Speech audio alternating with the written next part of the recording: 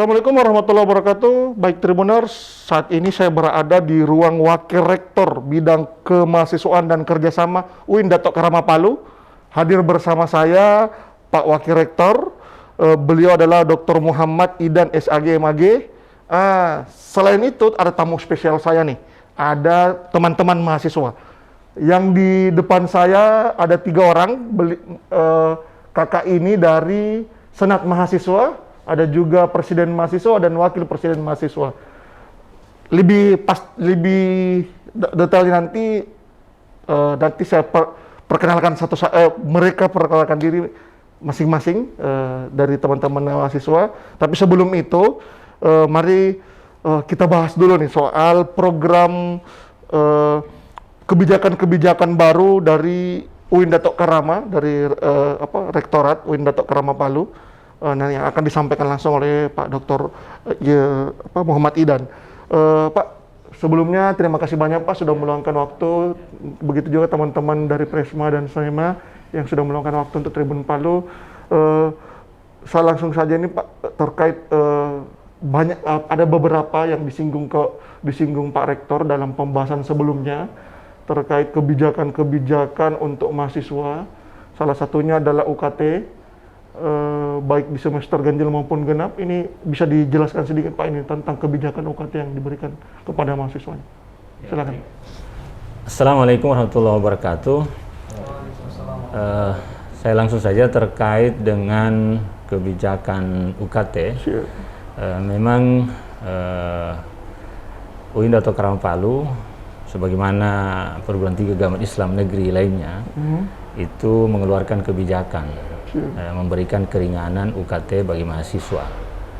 Nah, untuk semester genap tahun 2021-2022, pada semester ini kebijakan yang dikeluarkan adalah dilakukan pemotongan UKT setiap mahasiswa 200.000. Nah, kecuali mahasiswa yang mendapatkan beasiswa. Nah, demikian juga mahasiswa yang orang tuanya adalah PNS atau TNI. Nah, selain itu diberikan keringanan seperti itu. Kalau semester ganjil tahun 2021-2022 yang lalu, kebijakan yang dikeluarkan adalah ada yang mahasiswa yang mendapatkan 15% pemotongan UKT, ada yang mendapatkan 20% dan ada yang mendapatkan 50%. Nah, seperti itu kebijakannya. Nah, ini semua dilakukan tentu untuk membantu mahasiswa, terutama di masa pandemi COVID-19 yang sampai saat ini masih dirasakan atau melanda negara kita. Pak, ini terkait kebijakan tadi yang 200 itu, apakah saat ini sudah bergulir atau baru perencanaan, Pak? Sudah, itu sudah ada penyampaian ke mahasiswa.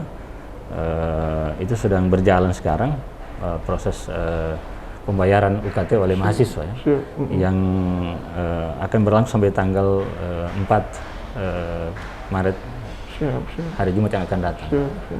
Nah, jadi itu sudah dilakukan. Saya lanjut ke teman-teman mahasiswa dulu. Ini bisa diperkenalkan nih satu-satu nih. Ini dari mana, atas nama siapa? Silakan. Ya, perkenalkan nama saya Diki Rahman. Siap. Ya, saya sekarang menjabat sebagai Ketua Senat Mahasiswa UIN Datuk Karama Palu. Siap. Ya, bismillah, tanpa salam, saya Wasir Punjae, sekarang menjabat sebagai Ketua DEMA UIN Datuk Karama Palu periode 2022. Siap. Lanjut. Saya sendiri Muhammad Kadafi, selaku Wakil Ketua Dewan Eksekutif Mahasiswa periode 2022. Siap. Ini luar biasa sekali dari teman-teman mahasiswa ini juga berkenan hadir bersama kita Tribuners. Ini terima kasih banyak untuk teman-teman. Bisa diceritakan sedikit nih Pak, tadi ada bocoran dari Pak Idan, ini ada banyak program-program teman-teman, baik dari SEMA maupun DEMA maupun Presma, terkait baik itu program dalam wirausaha maupun program-program lainnya. Ini siapa yang bisa jelaskan ini? Saya dulu. Oh siap, silakan. Ya, baik. Kalau dari Dewan Eksekutif Mahasiswa sendiri, kita punya progres ke depan ini, punya program-program yang tentunya ada dua. Yang pertama sifatnya regional, dan ada pula yang sifatnya secara nasional, secara umum. Jadi untuk itu kita sekarang sementara menunggu pelantikan, kemudian selesai dilantik baru kita jalankan program-program yang sudah kita susun di rapat kerja kepengurusan kemarin. Itu saya barangkali dari Dewan Eksekutif Mahasiswa Unindata Karangpalu. Bisa disambung, dilanjut? Ya, makanya jadi kalau persoalan program ya, kalau kita kan di Senat ini yang namanya legislatif ya. Kalau di Betul. kampus kan legislatif. Betul. Jadi fungsi Senat mahasiswa ini itu mengawasi dan koordinasi antara setiap lembaga-lembaga yang ada di Universitas Islam Kampung.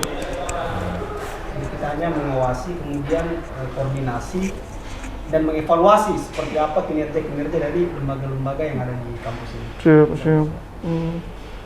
Teman, ada yang mau ditambahkan Pak Wapres? Terkait dengan program-program Siap. selanjutnya. Sebetulnya seperti apa yang dijelaskan Pak Presma tadi, selanjutnya kami akan eksekusi apa saja yang menjadi program kerja kami yang kami susun di Raker setelah mungkin pelantikan. Jadi sedikit informasi, mungkin pelantikan dari kami sendiri itu hari Jumat ya? Ya. Oh siap. Oh mereka. Oh Ya. ini serentak atau Ya, satu-satu? serentak. Oh serentak, siap. Mari kita doakan semoga pelantikan mereka nih lancar. Ini terkait dengan kegiatan mahasiswa ini Pak, sejauh ini bagaimana kebijakan kampus Pak sendiri? Ya. Sempat ada batasan dan sebagainya. Ya, saya mau sambung sedikit dari kawan-kawan mahasiswa ini bahwa memang benar hari Jumat akan dilakukan pelantikan kepada semua organisasi kemahasiswaan di tingkat universitas. Siap. Nah, organisasi kemahasiswaan di tingkat universitas ini ada 11 seluruhnya. Ada Dewan Eksekutif Mahasiswa, ada Senat Mahasiswa, kemudian ada UKM. UKM ini ada 9. Oh siap. Nah, jadi ada UKM yang terkait dengan kepramukaan, ada UKM terkait dengan lembaga dakwah, ada UKM pencinta alam, Muhibbul Bi'ah, kalau kami di sini, ada UKM olahraga, Muhibbur Riyadhah, ada unit kegiatan mahasiswa pers mahasiswa, ada teater. Jadi ada 9 seluruhnya. Oh siap. Jadi semua nanti ini insya Allah pengurusnya yang periode 2022 ini akan dilantik oleh rektor pada hari Jumat. Oh Jumat. Nah insya Allah setelah itu semua organisasi kemahasiswaan ini, para pengurusnya melakukan konsolidasi untuk melakukan semua kegiatan. Siap. Kegiatan selama 1 tahun 2022 ini. Apa ada penekanan Pak dalam hal pergerakannya nanti ke depan gitu? Ya penekanannya dari aspek pengembangan diri mahasiswa, aspek kompetensi yang terkait dengan intelektualnya tentunya, terkait dengan pengembangan bakat minatnya, terutama di UKM itu.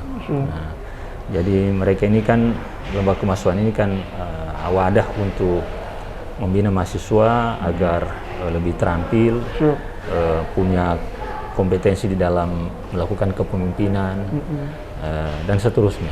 Bagaimana mengembangkan bakat seni, bakat olahraga dan seluruhnya. Nah, sehingga kegiatan-kegiatan mereka ini itu menunjang kegiatan-kegiatan yang bersifat kurikuler di kelas-kelas yang dilakukan selama ini. Saya kira itu. Ini siapa nih di antara teman-teman ini yang bisa menjelaskan ini salah satu agenda yang atau perhatian khusus dari teman-teman baik itu SEMA, Senat Mahasiswa maupun dari Presma yang menjadi fokus untuk teman-teman mahasiswa di dalam perkuliahan atau di dalam kampus. Maksudnya fokus di sini, fokus salah satu program kerjanya yang kira-kira menyentuh seluruh mahasiswa itu sendiri. Ya, baik, saya langsung ya. Siap. Dari demo Dema sendiri, Dema Universitas sendiri, kita punya program mulai dari diskusi mingguan, diskusi bulanan, yang saya pikir itu kita akan usahakan lakukan secara masif, sehingganya bisa dirasakan oleh seluruh teman-teman mahasiswa UIN Dato' Karama Palu. Kemudian ada dialog, seminar-seminar, dan itu sifatnya ya ini yang tadi yang seperti Pak Warek Tiga sampaikan, pengembangan intelektual. Itu tadi yang paling kami perhatikan melalui divisi misi kami. Itu ada pokoknya semua program kerja kita selipkan situ digitalisasi. Bagaimana bagaimana Dema sekarang menyesuaikan dengan perkembangan zaman. Makanya kita mau visioner sedikit terkait digitalisasi. Kegiatan-kegiatan yang sifatnya bisa digitalisasikan kita buat secara digitalisasi. Sehingganya saya butuh bantuan juga dari Pak Warek Tiga selaku pembina kami di Dema dan juga teman-teman UKM di tingkat universitas, sehingga bisa membantu kami untuk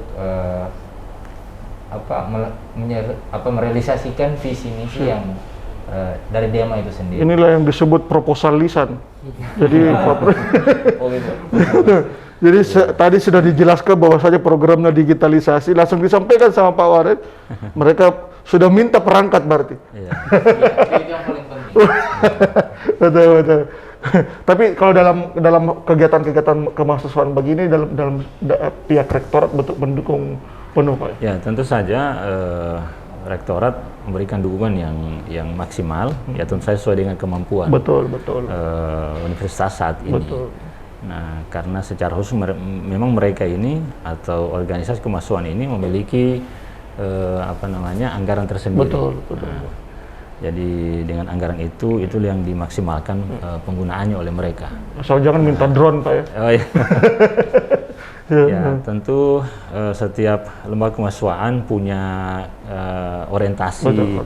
pengembangan masing-masing, terutama UKM. Ada kan yang fokus di olahraga, ada yang seni, ada kegiatan-kegiatan yang bersifat kemanusiaan, teater dan seterusnya. Nah, ini memang perlu dikembangkan karena memang kita tidak hanya menghendaki mahasiswa kita ini punya pengetahuan tentang satu bidang ilmu yang terkait dengan latar belakang program studi mereka, tetapi juga mereka punya keterampilan yang nanti akan berguna ketika mereka berinteraksi di masyarakat. Apalagi di PT KIN ini, di perguruan tinggi di bawah naungan Kementerian Agama, ya tentu di PT perguruan tinggi yang lain saya kira seperti itu juga ada kesamaan bahwa ada event-event yang bersifat nasional, yang mengikut sertakan mahasiswa dalam kegiatan-kegiatan itu. Nah, kita berharap dengan pembinaan yang bersifat internal yang secara terus-menerus itu, ketika mereka mengikuti event-event nasional itu bisa melahirkan prestasi yang membanggakan, bukan hanya pribadi mereka mahasiswa, tapi juga lembaga. Nah, di Kementerian Agama itu, di perguruan tinggi keagamaan Islam itu ada misalnya pekan olahraga, kan? Pekan olahraga seni.